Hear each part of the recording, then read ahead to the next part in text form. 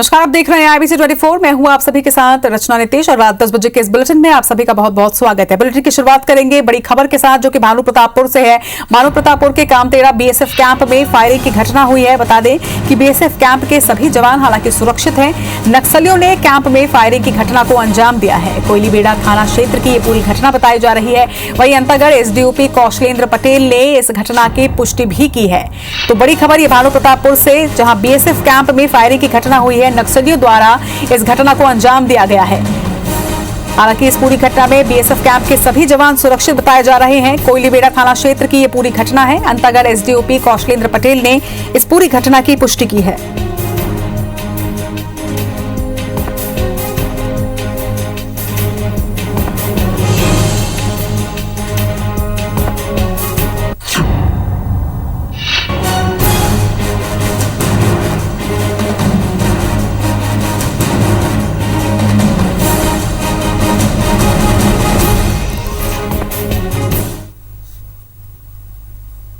चले बढ़ेंगे आगे और आपको बता दें कि बीजापुर में 3 दिनों से लापता SI मुरली ताती की नक्सलियों ने हत्या कर दी है। तमाम कोशिशों के बावजूद भी मुरली की जान को बचाया नहीं जा सका।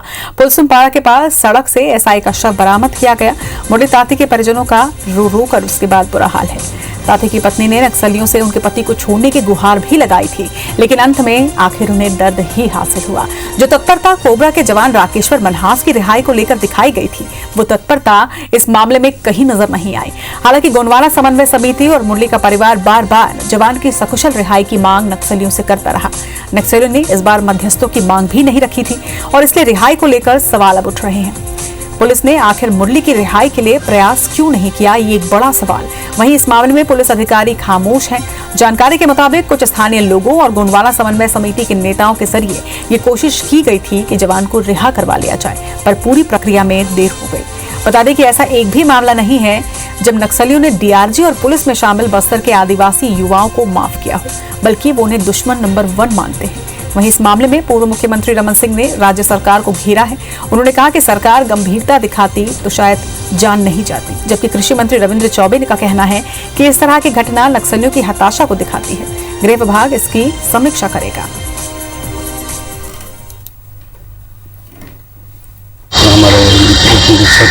मुरली ताती के शव को नक्सलियों ने हत्या करके फेंक दी। तो उसने लगातार नक्सलियों के मुरल में काफ़ी सराहनीय कार्य किया था और उल्लेखनीय कार्य किया था और इस दौरान उसे कई आउट ऑफ टर्न कमीशन भी मिले थे और वो इस तरह वो अपने सत्य पद तक लगातार पदोन्नत होकर बनते। उनसे पूछताछ करके देखें क्या बोलता है, क्या कारण से इसका जो इसको जो न और हत्या कर दिया और उसको छोड़े हुए। जो भी समस्या होता तो पहले जो आपस में चर्चा करते। सरकार के दोहरे रूप है।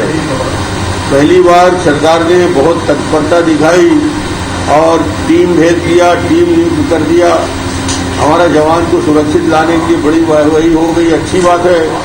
मगर जब बस्तर का बेटा ASI जब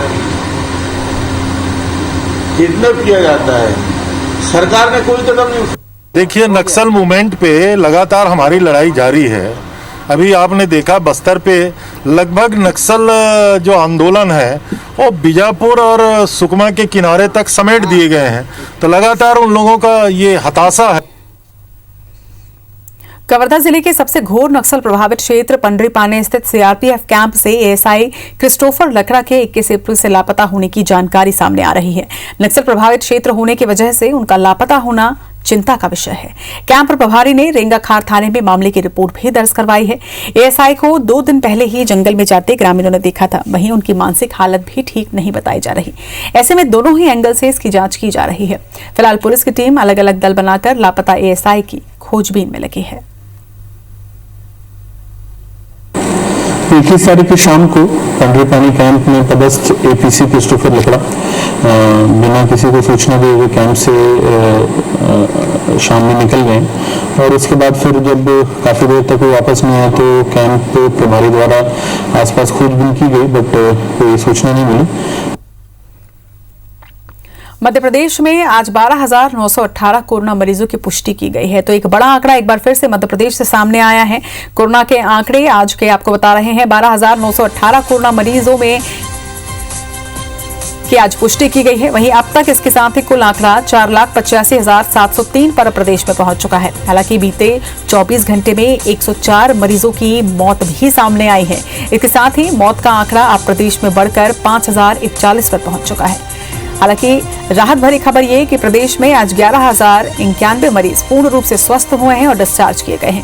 वहीं मध्य प्रदेश में अब तक अगर स्वस्थ होने वाले मरीजों के आंकड़े की बात करें तो ये 3,91,299 पर पहुंच चुकी है। और इसी तरह से एक्टिव मरीजों की संख्या की अगर बात की जाए तो प्रदेश में 89,363 पर इस वक्त एक्टिव मरीजों का आंकड़ा, जिनका इलाज इस वक्त जारी है। तो 12,918 कोरोना संक्रमितों की पुष्टि की गई, लेकिन इसके साथ ही एक बड़ा आंकड़ा आज अस्पतालों से स्वस्थ होकर डिस्चार्ज भी हुआ है। हालांकि संक्रमितों के कुल आंकड़े की बात करें तो ये 4,85,000 पर पहुंच चुका है, यानी 5 लाख के काफी करीब भी आंकड़ा पहुंच चुका है। वहीं बीते 24 घंटे में मध्य प्रदेश में 104 मरीजों की मौत भी रिकॉर्ड की गई है।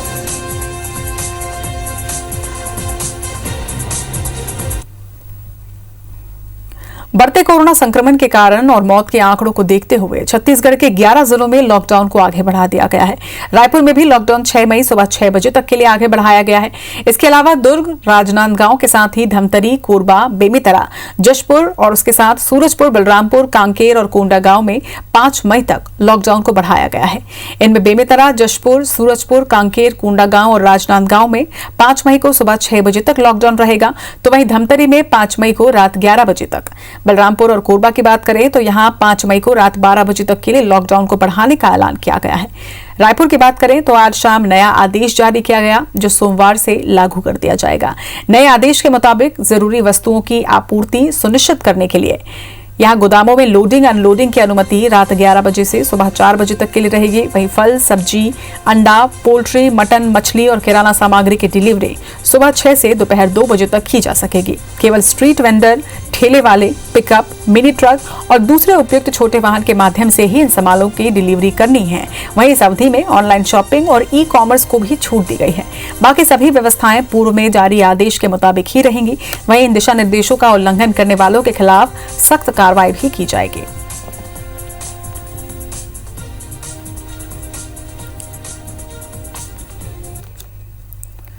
छत्तीसगढ़ में कोरोना की भयावह स्थिति के लिए लगातार प्रदेश की कांग्रेस सरकार को जिम्मेदार बताते हुए बीजेपी नेताओं ने शनिवार को अपने अपने निवास के सामने बैठकर प्रदर्शन किया। बता दें कि भाजपा नेता अपने घर के बाहर 3 घंटे के लिए धरने पर बैठे दिखाई दिए।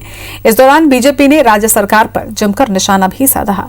रायपुर में पूर्व मुख्यमंत्री रमन सिंह, राज्यसभा सदस्य रामविचार नेताम, पूर्व सांसद अभिषेक सिंह, सांसद सुनील सोनी, पूर्व विधायक देवजी पटेल, शहर जिला अध्यक्ष श्रीचंद सुंदरानी और पूर्व मंत्री बृजमोहन अग्रवाल अपने समर्थकों के साथ सोशल डिस्टेंसिंग का पालन करते हुए अपने बंगले के सामने उन्होंने धरना प्रदर्शन किया।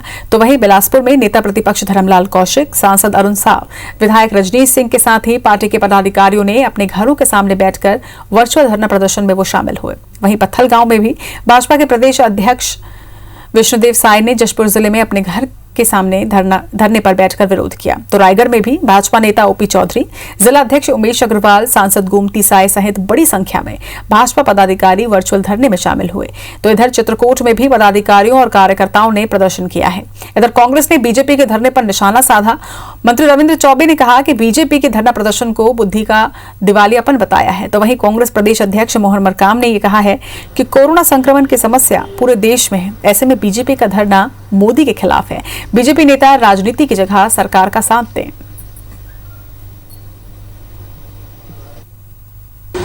प्रदेश स्तर में धरना देकर व्यक्त करें और बताएं कि अब भी समय है, आप बेहतर तरीके से जो कुप्रबंधन है, जिस प्रकार हालात छत्तीसगढ़ के बिगड़ते जा रहे हैं, उसको ठीक करने का ये मौका है।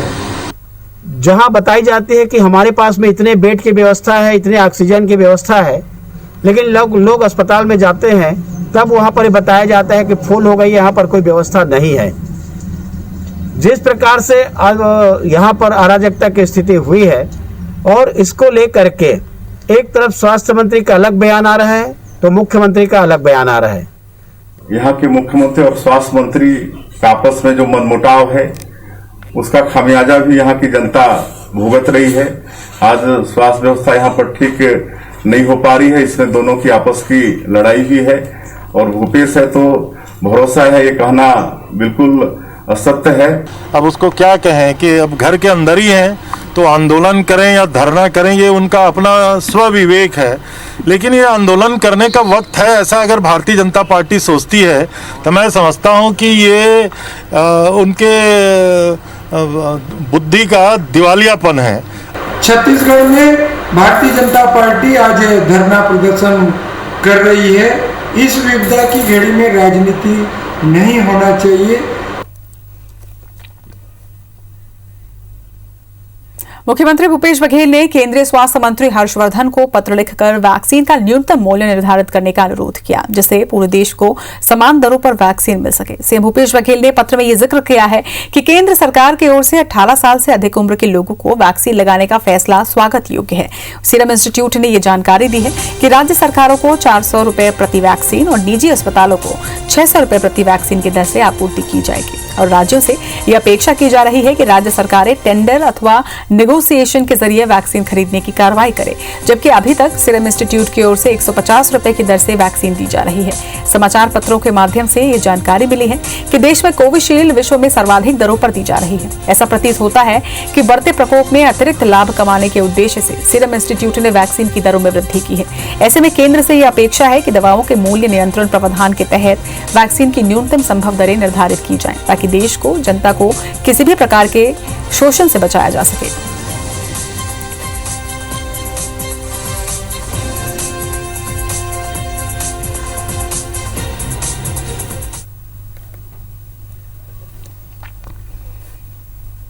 अठारह साल से ज्यादा के लोगों का कोरोना का टीका 1 मई से लगेगा। इस पर स्वास्थ्य मंत्री टीएस सिंहदेव ने कहा है कि छत्तीसगढ़ में 18 साल से ज्यादा उम्र के लोगों को श्रेणीवार टीके लग सकते हैं। श्रेणीवार टीके लगाने की तैयारी भी की जा रही है। उन्होंने कहा कि हो सकता है कि पहले अंत्योदय श्रेणी के नागरिक को लगे, फिर बीपीएल और एपीएल नागरिक को टीका लगाया जाए। इससे पहले कि आज मुख्यमंत्री भूपेश बघेल ने कोरोना टीकाकरण महाअभियान की तैयारियों को लेकर एक बैठक की।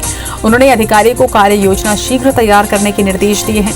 मुख्यमंत्री भूपेश बघेल ने कहा है कि टीकाकरण अभियान के लिए कोरोना वैक्सीन की आवश्यकता और उसकी आपूर्ति की व्यवस्था की सुनियोजित कार्य योजना बनाई जाए। मुख्यमंत्री ने स्वास्थ्य विभाग के अधिकारियों को टीकाकरण महाअभियान की निगरानी के लिए विभाग के वरिष्ठ अधिकारियों की तैनाती के साथ ही टीकाकरण केंद्रों के चयन, वहां की व्यवस्था और वैक्सीनेशन टीम के गठन सुनिश्चित करने के लिए कहा है।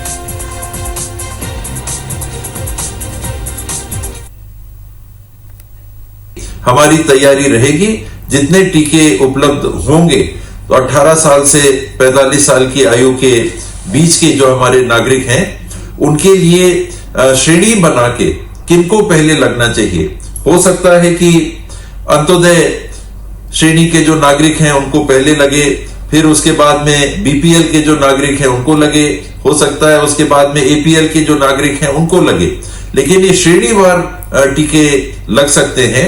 इस प्रकार की तैयारी की जा रही है। ग्वालियर चंबल संभाग में अब ऑक्सीजन की कमी से लोगों की मौत का सिलसिला शुरू हो चुका है। देर रात ग्वालियर के जया रोगी अस्पताल समूह के आईसीयू में ऑक्सीजन खत्म हो गई और जैसे ही खबर मरीजों के परिजनों को लगी तो अस्पताल परिसर में भगदड़ का माहौल बन गया, जिसकी वजह से दूसरे यूनिट में शिफ्ट करने के दौरान 2 मरीजों की मौत हो गई, जिसके बाद मरीजों के परिजनों ने यहां पर जमकर हंगामा भी किया। आनंद फानंद में डॉक्टर्स, प्रशासन और पुलिस के लोग मौके पर पहुंचे। इसके साथ ही मंत्री प्रद्युमन सिंह तोमर, विधायक प्रवीण पाठक और विधायक सतीश सिकरवार भी मौके पर पहुंच गए। कई घंटों की मशक्कत के बाद आखिर मामले को शांत किया गया। उधर मामले पर अब जमकर सियासत भी शुरू हो चुकी है। कांग्रेस के विधायक प्रवीण पाठक और विधायक सतीश सिकरवार ने शिवराज सरकार और प्रशासनिक अधिकारियों को अव्यवस्था के लिए जिम्मेदार ठहराया है, तो वहीं मंत्री प्रद्युमन सिंह तोमर ने यह माना कि हालत गंभीर है, लेकिन सरकार और उसकी मशीनरी हालातों को काबू करने की कोशिश में लगी हुई है। उधर कलेक्टर कौशलेंद्र विक्रम सिंह ऑक्सीजन की कमी से 2 लोगों की मौत होने से इनकार कर रहे हैं। उनका कहना है कि हॉस्पिटल में उस समय जरूर ऑक्सीजन की क्राइसिस आई थी, लेकिन पूरा कर लिया गया है। वहीं उन्होंने यह भी दावा किया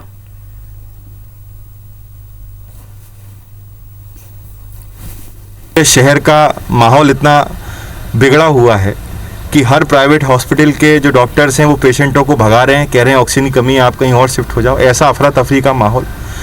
ग्वालियर के एडमिनिस्ट्रेशन के पास कोई रोड मैप नहीं है। ग्वालियर के एडमिनिस्ट्रेशन को किसी से बात करनी नहीं है, ना व्यापारी मंडलों से बात करनी, ना कांग्रेस के विधायकों से बात करनी। जो तुगलकी फरमान चलाने हैं वो चलाने हैं। अभी हॉस्पिटलों द्वारा कहा जा रहा है कि हमारे यहाँ ऑक्सीजन ख़त्म होने वाली है, आप अपने मरीजों को दूसरी जगह शिफ्ट कर लो। अभी ऐसे अफरा तफरी मत करिए। जीएच में ऑक्सीजन की कमी के बाद दूसरे शिफ्ट करने के बहाने, ऑक्सीजन की जब कमी हुई तो शिफ्ट करने के बहाने मरीजों को वहाँ से ले जाया गया, तो आईसीयू से ले जाके जीएच में पत्थर वाली बिल्डिंग में शिफ्ट करने के बहाने 3 मरीजों ने मौत दम तोड़ दिया। यहाँ पे ऑक्सीजन सिलेंडर भरे जा रहे थे, उस प्लांट को जाके देखा और सब लोगों से बात कर रहे हैं, संवाद कर रहे हैं। ऑक्सीजन की कमी किसी भी स्थिति में नहीं आनी चाहिए, ये काम हम अच्छे से कर रहे हैं। ऑक्सीजन की वजह से कोई डेथ नहीं हुई है, आईसीयू में कोई रूटीन डेथ हुई हो वो अलग बात है। सर, किस तरह की अपील लोगों से भी करना चाहेंगे? नहीं, हम सब लोगों से कहेंगे कि सब लोग जो है संयम रखें, धैर्य रखें। हमारे पास पर्याप्त ऑक्सीजन है, मगर होर्डिंग करना चाहेंगे तो दिक्कत है, हम सभी को प्रदान करेंगे। रायपुर से आपको एक बड़ी खबर बता दें, रायपुर में 6 सटोरियों को गिरफ्तार किया गया है। आईपीएल क्रिकेट मैच के दौरान सट्टा ऑपरेट करते ये पकड़े गए आरोपी। कार्रवाई में 1,45,000 रुपए कैश भी जब्त किया गया है, वहीं मोबाइल और सट्टा पट्टी भी जब्त की गई। WRS कॉलोनी के गांधी गार्डन में सट्टा चल रहा था। खमतराई थाना पुलिस की यह बड़ी कार्रवाई और बड़ी सफलता भी, जहां पर सटोरियों को गिरफ्तार कर लिया गया है। आईपीएल क्रिकेट मैच के दौरान सट्टा ऑपरेट किया जा रहा था, जिसमें 6 सटोरियों को गिरफ्तार किया गया है। इसके साथ ही आरोपियों के पास से 1,45,000 रुपए कैश जब्त किया गया है। इसके साथ ही मोबाइल और सट्टा पट्टी भी बरामद की गई है। बता दें कि WRS कॉलोनी की ये पूरी घटना है। WRS कॉलोनी के गांधी गार्डन में सट्टा चल रहा था, जहां पुलिस ने ये बड़ी कार्रवाई करते हुए सटोरियों को गिरफ्तार किया गया। इनके पास से 1.5 लाख के लगभग कैश भी बरामद किया गया है, साथ ही मोबाइल और सट्टा पट्टी भी जब्त की गई है। जरा जानकारी के साथ हमारे सहयोगी तहसीन इस वक्त हमारे साथ जुड़ रहे हैं। तहसीन, क्या अपडेट इस खबर पर? रत्ना, देखिए ये खमतराई थाना पुलिस ने एक बड़ी कार्रवाई की है, जिसमें ये आईपीएल क्रिकेट मैच में जो आज मैच हो रहा था राजस्थान रॉयल्स और कोलकाता नाइट राइडर्स के बीच में हो रहा था, जो खमतराई थाना के प्रभारी हैं विनीत दुबे, उनको इस बात की सूचना मिली थी कि उनके इलाके में इस तरीके का ऑनलाइन जो सट्टा चलाया जा रहा है। उसके बाद वो तकनीकी साक्ष्यों की जांच करने के बाद वो जो बताया जा रहा है कि ये WRS कॉलोनी में स्थित जो महात्मा गांधी गार्डन है, वहां पे बैठ के ये मोबाइल पे जो लाइन लेके क्रिकेट सट्टा खिला रहे थे, तो उसमें उनको गिरफ्तार किया है, जिसमें जितेश्वर सिन्हा, शुभम शर्मा, गणेश राव, सोनू वर्मा समेत हरेश खान उर्फ जनकी को गिरफ्तार किया गया है। और इनके पास से 1,45,000 रुपए नकदी समेत जो कई मोबाइल फोन और जो सट्टा पट्टी का जो पूरा रिकॉर्ड है, करीब करोड़ों रुपए का बताया जा रहा है अभी तक कि लेन देन का जो एक रिकॉर्ड भी मिला है। तो ये एक बड़ी कार्रवाई खमतराई थाना पुलिस ने की है। इसके पहले भी अगर बात करें तो राजधानी रायपुर में पूर्ण लॉकडाउन के दौरान जो है ये दूसरी बड़ी कार्रवाई रायपुर पुलिस की है। इसमें पहली जो बड़ी कार्रवाई हुई थी वो सिविल लाइन CSP के नेतृत्व में हुई थी, जिसमें 3 लाख रुपए और विशाल खंडेलवाल जो एक बड़ा खाईवाल माना जाता है मध्य भारत का, उसको गिरफ्तार किया था। उसके बाद ये एक बड़ी कार्रवाई जो है निश्चित तौर पर कि खमतराई थाना पुलिस और रायपुर पुलिस की बड़ी कार्रवाई मानी जा रही है। जी निश्चित तौर पर तहसीन, और ये कोई पहली घटना नहीं है सट्टेबाजी की और सटोरियों की गिरफ्तारी की। लगातार सटोरियों की गिरफ्तारी इसके पहले भी हुई है, लेकिन उसके बावजूद भी ये देखा गया है तहसीन की लगातार प्रदेश के और खासतौर पर राजधानी के जो युवा हैं ये सट्टेबाजी में लिप्त पाए जाते हैं। निश्चित तौर पर ये एक रचना यहाँ बताना चाहेंगे कि ये जो एक आजकल एक नया ट्रेंड चला है जो कि लाइन लेके होता है, जो कि जिसमें पैसों का लेन देन भी सारा ऑनलाइन इसमें किया जाता है। और ये लाइन जो लेते हैं ये महाराष्ट्र के जो नागपुर, मुंबई, बेंगलुरु, ये इस जगह से जो बड़े खाईवाल बैठे हैं उनसे ये लोग लाइन लेके खेलते हैं और उसके बाद शहर में खिलाते हैं ये सट्टा ऑनलाइन। तो इसमें जिस तरीके से जो नए युवक की अगर बात करें युवकों की, तो ये बहुत ही कम समय में जल्दी पैसा कमाने के एक ये तरीका इन लोगों में आज के जो युवा पीढ़ी है, और शायद ये सबसे बड़ी वजह भी है कि युवा इस ओर झुकते चले जाते हैं। तमाम जानकारी के लिए आपका बहुत बहुत शुक्रिया तहसीन। बढ़ेंगे आगे। अंबिकापुर मेडिकल कॉलेज अस्पताल के कोविड वार्ड में भर्ती मरीजों के साथ रहने वाले अटेंडर कोरोना कैरियर के रूप का काम कर रहे हैं। यही कारण है कि अस्पताल प्रबंधन ने अटेंडर के रहने पर अब रोक लगा दी है। लेकिन प्रबंधन के सामने अब ये बड़ी समस्या भी खड़ी हो रही है कि जो संक्रमित मरीज अपना ख्याल खुद नहीं रख सकते, उनकी देखरेख आखिर कैसे होगी।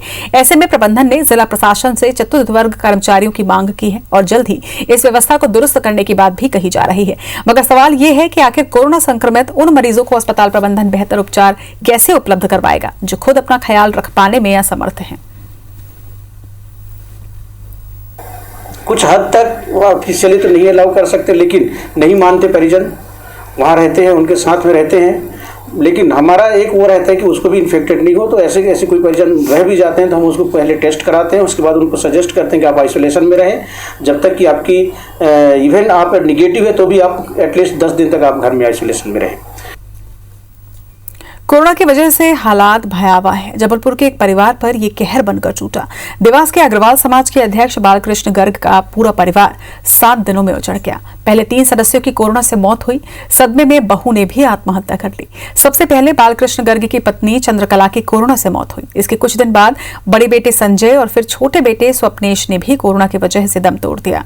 अपने पति की मौत के सदमे में स्वप्नेश की पत्नी ने खुदकुशी कर ली। गर्ग परिवार में अब सिर्फ बड़ी बहू और पोते पोती ही बचे हैं। तो वहीं बालकृष्ण गर्ग भी इस वक्त अस्पताल में भर्ती हैं। देवास की इस घटना से पूरा मालवा निमाड़ स्तब्ध है।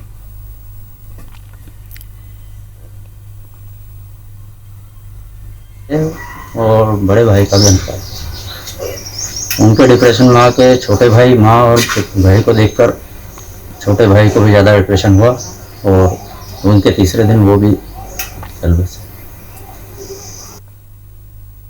दमोह जिला अस्पताल में ऑक्सीजन सिलेंडर को लेकर जद्दोजहद चल रही है। यहाँ कोविड वार्ड में भर्ती मरीजों के परिजन अंदर से वीडियो बनाकर सोशल मीडिया पर वायरल कर लोगों से मदद की गुहार लगा रहे हैं, लेकिन प्रशासन ऑक्सीजन की कमी के तमाम आरोपों को सिरे से खारिज कर रहा है, जिसे लेकर मरीजों के परिजनों ने अब जमकर हंगामा भी किया। मौके पर पहुंची पुलिस ने मोर्चा संभाला और लोगों को शांत करवाया। वहीं परिजनों का आरोप है कि जिला अस्पताल से ऑक्सीजन सिलेंडर की कालाबाजारी कर उसे प्राइवेट अस्पतालों को भेजे जा रहे हैं, जिसकी वजह से मरीजों को ऑक्सीजन नहीं मिल पा रही। वहीं कलेक्टर तरुण राठी ने यह बताया कि ऑक्सीजन की कमी नहीं है, हम ऑक्सीजन का इंतजाम करने में लगातार लगे हुए हैं।